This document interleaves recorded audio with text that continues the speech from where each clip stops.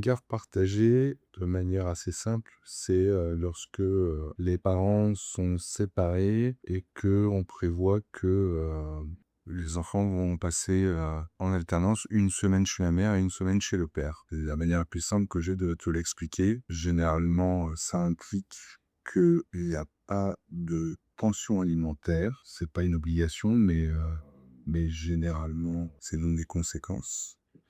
Et ces gardes alternés, elles, s'appliquent aussi, sur le rythme d'une semaine sur 2 pendant les petites vacances scolaires et pendant les grandes vacances scolaires, ça va être, la première moitié des grandes vacances, donc concrètement, on va dire au mois de juillet, chez le père les années impaires et chez la mère les années paires ou inversement. Ça implique quand même que, il y ait une entente entre les parents.